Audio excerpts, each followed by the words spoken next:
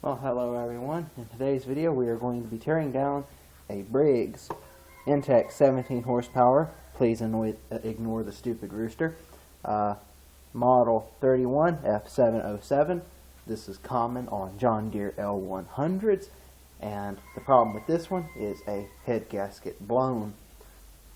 This is not a fix, this is just going to be an autopsy, but I am fixing this engine, as this is the last Briggs & Stratton I will fix for actual service use, because it's held up so well with me over all the years of punishment. By years, I mean year. I had this for a year and it died. Isn't these engines just lovely? But to be fair, it lasted a year longer than I expected. So, let's get started with the teardown. I know it's going to be kind of hard to see, but there are a couple of hoses here. One that comes off of the dipstick tube, which is for crankcase pulse to drive the pump, and this line goes to the carburetor, and then on the mower there would be another line for the fuel supply. I'm going to apologize right now for the potato that you are watching this be filmed on, because of the fact that this is the only real camera I have right now, as my other one is hanging on by a thread. Sometimes it helps to twist and pull. You can see it comes right off. And this one is a bit trickier to get to because it's, well, right there. And then of course I need to twist it to break it loose. I've had this off once before. I can't twist it because the fuel pump, there we go, it broke loose. You can see it's coming, but not without a fight. Don't break my hands. Okay. It's always sketchy when you're pulling on stuff because, you know, when that lets go, your hand is going to go down. So now that is the fuel pump connected. Normally there would be two bolts back here, but because when I took the shroud off, it was too difficult to put back on the mower, so I just left it loose. So let's go back to the front, see if we can lift the shroud off. Now we will use my tools that my grandpa got me. Not that size. It's that size. Ta-da! So now we just, don't think I'll crack these loose. Well, I guess while we're here, we should also look at the air filter. This is the more superior design of air filter cover.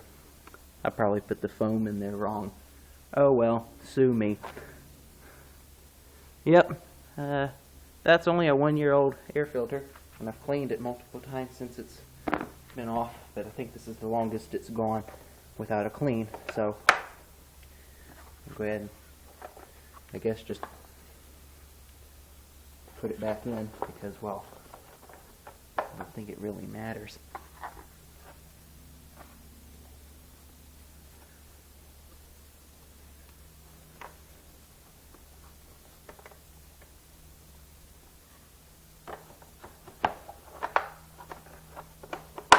That's just a much better design.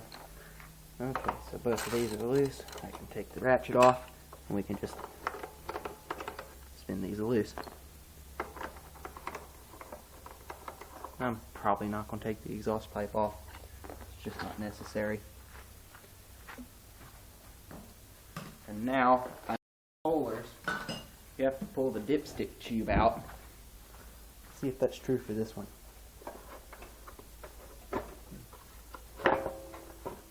Oh, sometimes it gets caught up on this carburetor O-ring here. And there we go. The shroud, very clean, no dirt dauber nests, nothing. It's just a little dirty, but to be honest, I expected that because there's no screen on top of this flywheel here. There's some dirt dauber nests on this engine, which is a bit unfortunate, but nothing, I don't think, would cause it to blow a head gasket due to overheating. Apparently, I need a socket to undo these. This is new. I never knew that was there. None of mine have that.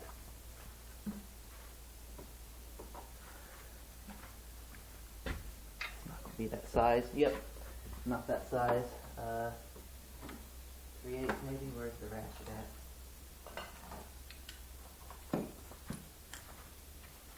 grab a sit down and work on this. Yeah, none of mine have this plate here. This is new to me. Well, the ones that I've worked on anyway. These engines are complete garbage. The only reason I'm rebuilding this one, because it's served me quite well. Other than that, I would be sending it to the scrapyard right now.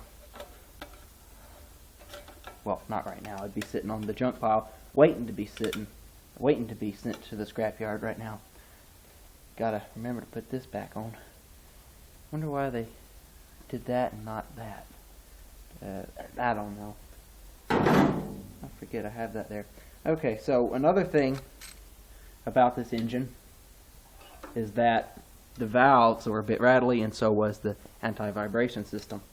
So I'm pretty sure this is from 2004, so this should have a regular gasket that I can just reuse and not a stupid, what's it called? Looks like it might have been leaking around here for a little while. I should probably take these and put them down here. So hopefully this uses a regular gasket and not, I'm going to leave that bolt there. Expect, well, no, I don't expect oil to come flying out of the cover because it was sitting upright like this, and instead of how it's supposed to be like that. I had it sitting like a horizontal shaft engine because, well, that's the only proper way to store these. And that's why you kind of leave one bolt up here to catch it. And yeah, this is definitely not RTV'd. Look at that. Perfect gasket. I can just slap this back on here and keep going. So, you can see it's on the intake stroke, I think that is. Unless it's got to be the, no, that's the exhaust. That's the intake. Okay. Yeah, so it's on the intake stroke. Spark plugs in there. So that's got to be top dead center right there, right? Good enough at least. So let's check the, nothing really at all to be concerned about in terms of valve lash. That's good enough for me.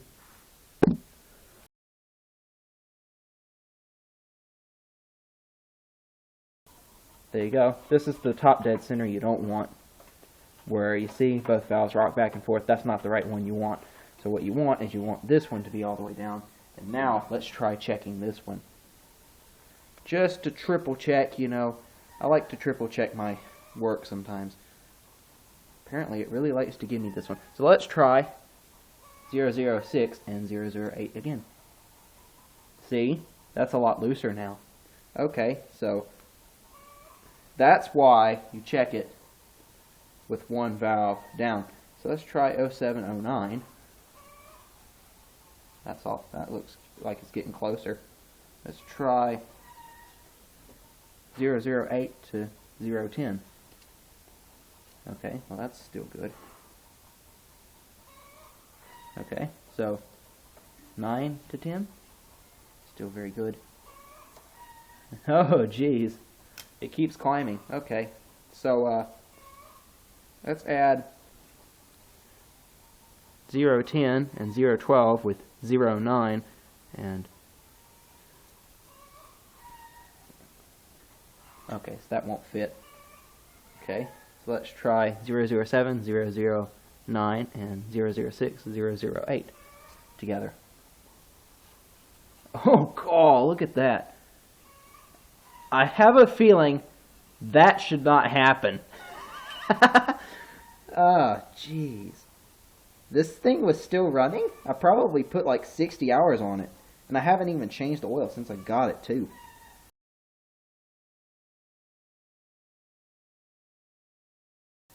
Let's add one more feeler gauge to the mix of the cluster before, which is 004 to 006. Oh, just barely able to get in there. Yeah, I think we can already say that that is comfortably out of spec. So let's go ahead, spin it over to the other one, and try the exact same thing. I expect this one, yeah, look at that, comfortably two feeler gauges, 006, 008, 007, 009, both fit in there comfortably, as if it were designed to, which is not normal, I'd like to add. I'm having too much fun playing with the feeler gauge right now, just seeing how terrible. Okay, so that is 010, 012, and 0709. And it fits comfortably. Look at that. It just hangs. That is awful. I will definitely be adjusting those when I put it back together. I'm not leaving it like that. But that's the source of your clattering noise right there. It's impressive that the what's it you call it hasn't broken yet, the decompression valve, because that's a common problem on these. I've had two at minimum that have had that just spontaneously combust on them.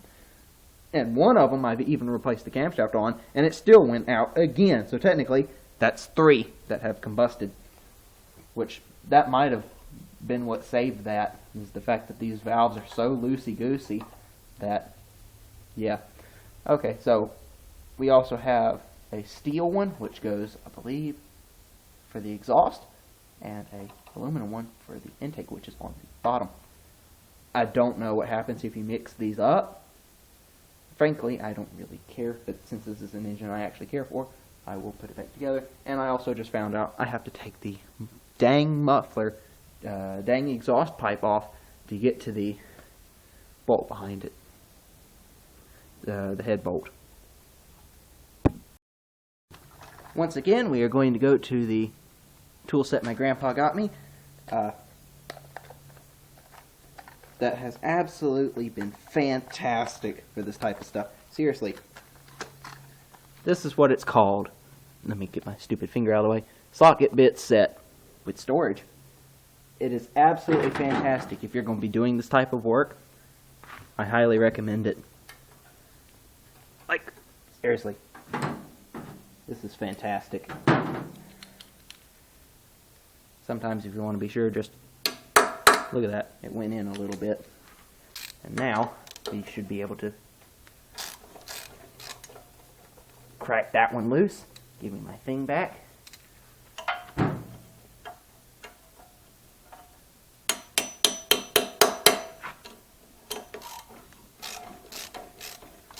Oh, and let's not forget that that also was flapping around. I didn't put that back into the slot that is on the shroud. There's normally a slot that this fits into to keep it from doing that, and mine was just hanging out the whole time.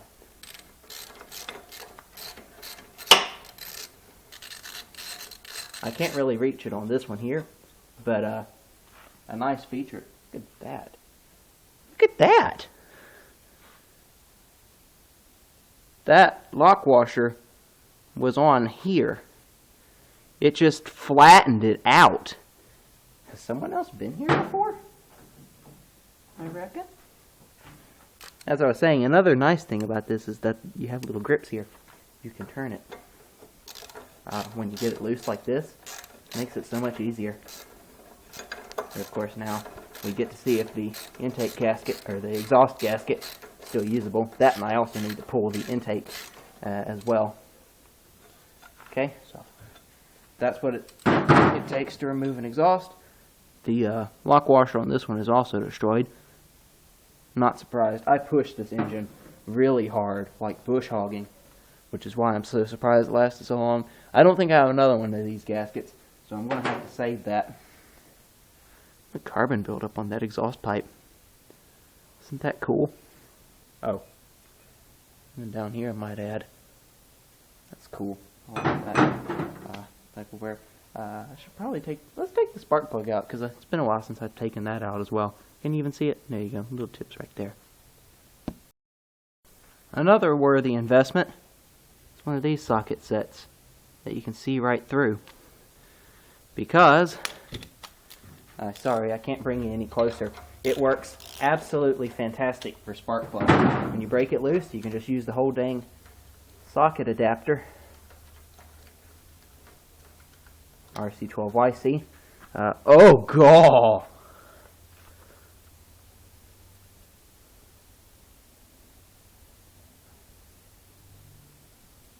Oh dear. Wow. I'm going to save that, grab a picture from my actual phone, and I'm going to take a picture of that for you all and put it into the video. Because I know this camera ain't going to pick it up, but holy crap.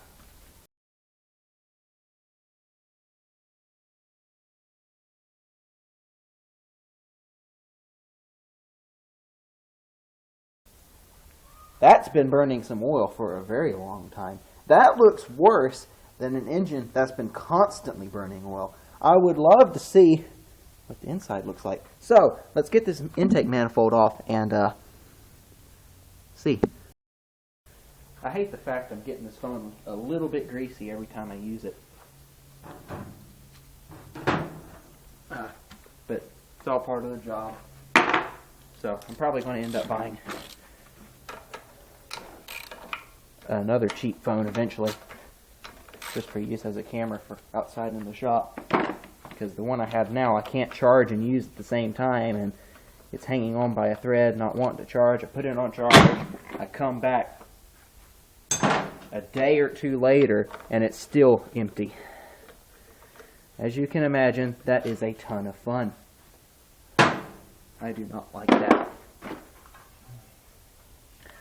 I don't think anyone likes that. If you do, you are a psychopath towards yourself. Anyway. So, I guess there's nothing left to do but pull the whole dang head. Well, actually, do we pull the rocker arms? No, let's just pull the head. I shouldn't have to pull the rocker arms for that. And I will show you why these things suck. Okay, so let's get this head off. Did someone order a long extension? Yeah. So I don't know at what order you're supposed to be taking this off, but I'm going to do it in a crisscross pattern. God, that one was tight. And it ate my socket as well. Get that back. Okay. Guess we do this one now. Careful not to bump the camera, because there's only it's so small, there's only a piece of cardboard help holding it in place.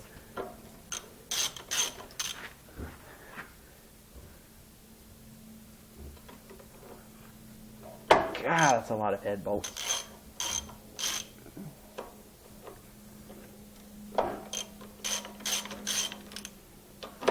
Give me my socket back. Bugger. I think there's only this one. And one on this other side. Whoops. And then we'll take the air impact and zip all these out. Okay, so I'm going to leave one in place. Look at those head bolts. That's awful. Man, the ones, I wonder where I put the ones that go on a Kohler. Let me go find those. This is a head bolt off of a Kohler Courage twin cam. This is the head bolt off of a Briggs. There's 6 of these, 50,000 of these. What do you trust more? I don't know. These ones are torque to yield too, I might add. Okay.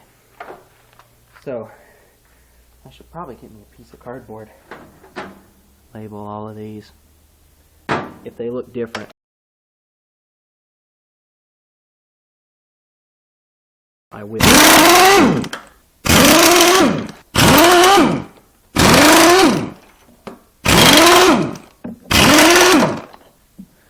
Let's see what the combustion chamber of this sucker looks like. It looks like the head's already coming loose. Okay, take the ratchet off and just spin it by hand.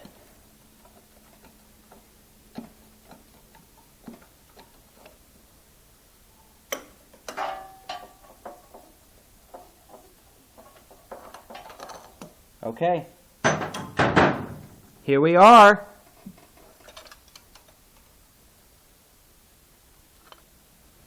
Wow, I'm definitely taking a picture of this combustion chamber. That is a lot of carbon, my friends. And we can even see where it had blown.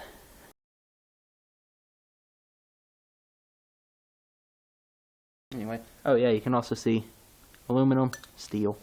Yeah, I think there's like, that spark plug didn't look that bad when I took it out, 30 hours ago. Let's spin the piston around and see what that looks like. There you go. It looks like it's growing on it. Holy crap. Look at that.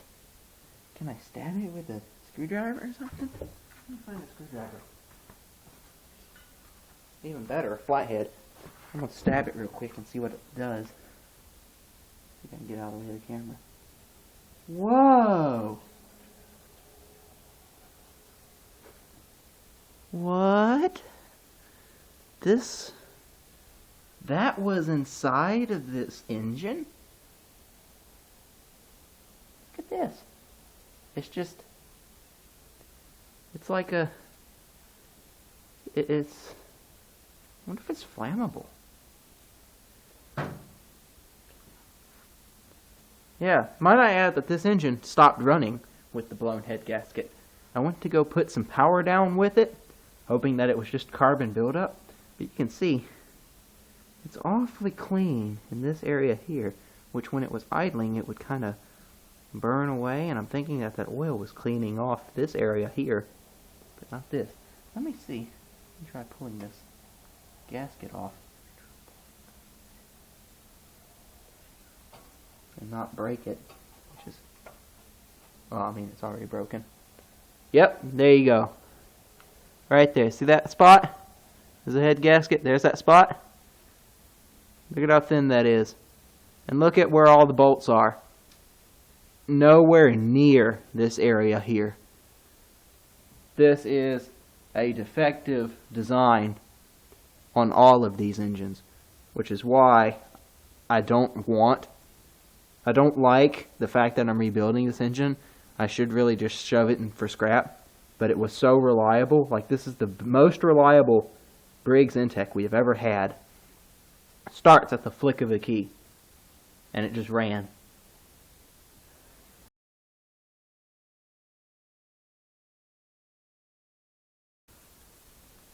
I'm hoping that it didn't eat away at the block. But yep, you can also see it looks very rough around here. It's very hard to see that. But I promise you, you can also see this looks a bit awful. There's a little tab here that just crumbles away. But yep, there's your spot right there.